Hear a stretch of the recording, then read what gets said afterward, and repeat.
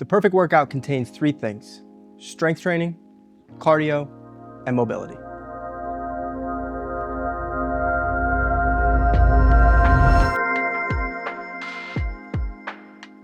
The Stretch X protocol was designed by Exus to help with people that have chronic tightness and tackle common mobility issues.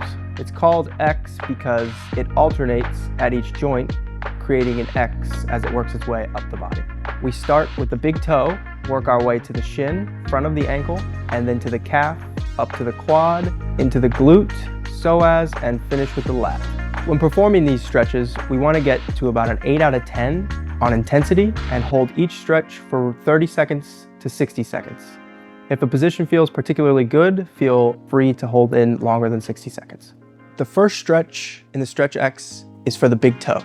We're going to sit back on our heels with our toes pulled up as high as possible and put as much weight as you can tolerate onto your heels. If this is not enough to feel an 8 out of 10 stretch in the ball of the foot running up into the big toe, you can put your hands on your heels, lean back, and push more pressure into them. The second stretch is targeting the anterior tib muscle. This is the muscle that runs in front of your shin and causes shin splints. We're going to get into the same position sitting on your heels, but now we are going to tilt the toes down and sit back as far as we can. Working our way up the chain, the next stretch is for the calf. Ideally, we find something that is roughly 2 to 4 inches off the floor that we can put the ball of the foot up on top of, keeping the heel flat against the floor. With your other leg, you're going to step up and even, and then stand up as tall as you possibly can and push your hips forward. The further you push your hips forward, the more you'll intensify the stretch. Jumping back to the front of the body, we're now stretching the quad. This is called couch stretch. When performing the couch stretch, we want to find a platform that is roughly mid-shin height, where we can comfortably put our back foot up, then place our knee on a good padded surface, and we're sitting in a half kneeling position, squeezing the glute and pushing the hips forward until we feel the stretch in our bottom leg. Once we've reached the half kneeling position, you want to focus on bracing your core, pulling your rib cage down, and leveling out your hips. The closer we can bring the glute back to touching your heel, the better, and to intensify the stretch, continue to push your hips forward. The final stretch is the lat stretch. It is optional to use a heavier band or a stationary pole, such as a rack. If you're using a rack, you want to grab a little below shoulder height, sit your hips back as far as you can, holding your weight, and then rotate. Your chest is going to rotate into the arm that's being stretched, and then straighten the leg on the side of the arm being stretched. After we've completed the Stretch X and we've loosened up our muscles, we now want to move into mobilizing the joints themselves.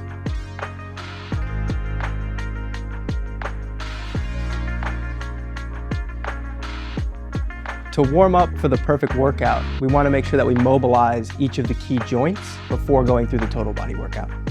The key joints are going to be your shoulder, thoracic spine, hip, and ankle. To target the ankle, we've started with the knee over toe mobility drill. To perform this, we start in a half kneeling position with the knee directly over the heel. Put pressure down on the knee with both hands while maintaining an upright torso position. From here, we're going to push that knee as far forward as we can without pain and without letting the heel come off the ground. We're going to do 10 repetitions back and forth, and on the 10th rep, we're going to hold. This stretch will hold for 10 seconds, and then we're going to do 10 calf raises in a slow, controlled manner, up and down as high as we can get with the heel up onto the ball of the foot. At the conclusion of the 10th rep, we're going to push one more time, and you'll notice that you'll get a little extra range of motion this time around. We will now use this added ankle mobility to better perform our squat and RDL. Working our way up to the next key joint, we're going to mobilize the hip with the hip car exercise. This is designed to take the hip through a full range of motion and make sure that the hip is prepared to go through a deep squat without pain. The third joint that we need to mobilize is the thoracic spine. This is the section of your spine that runs from your mid-back up in between your shoulder blades. The thoracic spine is key for the squat and also for all upper body movements. We're going to work the thoracic spine by doing the side-lying T-spine exercise. As you can see here, my head is supported and also my top knee is supported. This ensures that my spine stays in a neutral position, allowing for the most amount of mobility focus on the drill. When performing the T-spine rotation, you want to reach as far as you can to the wall in front of you, and then rotate over the top as far back as you can, focusing on the shoulder blade, not the hand. From here, you'll return to the start position. For an added mobility benefit, you can shift your hand to your sternum and just focus on pulling your shoulder to the floor behind you. The fourth and final joint that we need to mobilize is the shoulder. Here we are performing the shoulder car exercise. Similar to the hip car is taking the shoulder through full range of motion, ensuring that it's prepped for the push-ups coming later. To perform this exercise properly, start with your palm facing up. Push your hand as far to the left as you can, making a big circle. As you reach to the ceiling, pretend you're twisting a light bulb and your palm is now facing behind you, and you'll reach back as far as you can and then trace up your back, drawing a line up your spine, and then we will repeat the movement in reverse order back to the start position.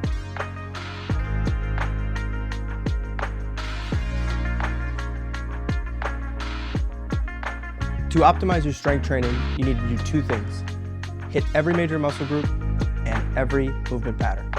To check these two boxes, use these 4 movements: push-up, pull-up, single leg RDL, and squat.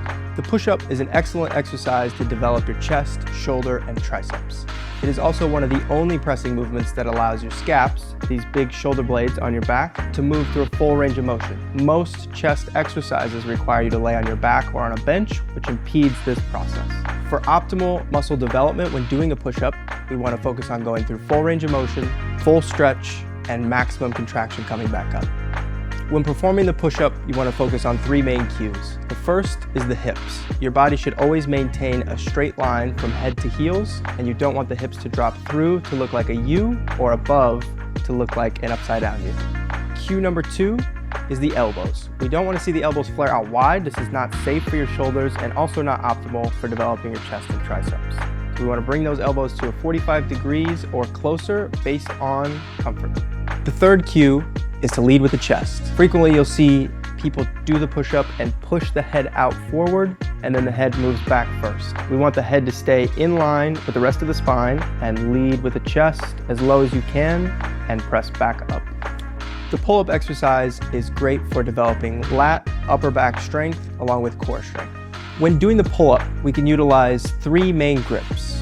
We generally recommend that you start with a neutral grip. This means that your palms will be facing each other. If this is not an option, you can do overhand grip or underhand grip. When performing the pull-up, we want to make sure we're going through a full range of motion. So we start at a dead hang. In the first movement, we pull our shoulder blades down and back, and then pull our chest to the bar, and we finish with the chin above the bar. Then we want to slowly control ourselves back down into the fully stretched position. To prevent from swinging and add additional challenge for your core, bring your feet mildly in front of your shoulders, creating a banana position, and actively hold that posture as you go through the pull-up. The single leg RDL is going to be excellent for developing your glute, hamstring, and lower back musculature. This is also going to stress your coordination and balance, as we'll be on only one leg. The single leg RDL is also much safer than the traditional bilateral or 2-leg stance RDL, because we're going to use much less weight, and generally people are able to go into a better position. To perform the single leg RDL, we want to focus on foot position. So our toe is pointed directly ahead, and we want to grip the ground with our foot and then slowly drag the opposite toe back and up into an airplane position. While we are going back, you're going to maintain a slight knee bend in the front stance leg, pushing the pressure into your hamstring and hip. Then we return to the start position. If you want an extra challenge, do not put your foot back down in between reps. A few common mistakes when performing the single leg RDL is to open up the hips. To prevent this from happening, keep the trail leg pointed down at the ground, as well as focus on pointing that hip down into the floor. The other common mistake is reaching for the ground with the weight. You only need to go as low as possible, getting a stretch into the hamstring. If you reach for the floor, it will cause a round in your upper back and take the stress into your lower back. Squat is a major compound movement involving most muscle groups. Depending on how you load, we will develop the quads, glutes, hamstrings, back, and even the lats if we choose to front squat. Generally, the safest ways to squat are when loading in front of your body. This can be the goblet squat or a front squat with the barbell. When performing the squat, we want to make sure our heels stay on the ground, chest stays in an upright position, prevent the forward lean that's going to cause stress in the lower back and in the knees. When performing the squat, you want to think about ripping the floor apart with your feet. This will ensure that you've activated your glutes, which are a much stronger muscle and will protect your lower back throughout the movement.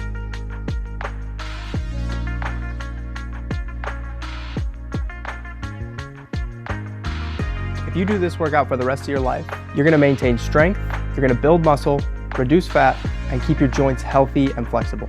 This workout will help mitigate age-related declines such as osteoporosis, osteopenia, sarcopenia, arthritis, and cardiovascular disease. Try this workout 3 days a week for the next month and watch your body and mind transform. If you feel like you could use some help being guided through and doing proper technique, check us out at exus.life.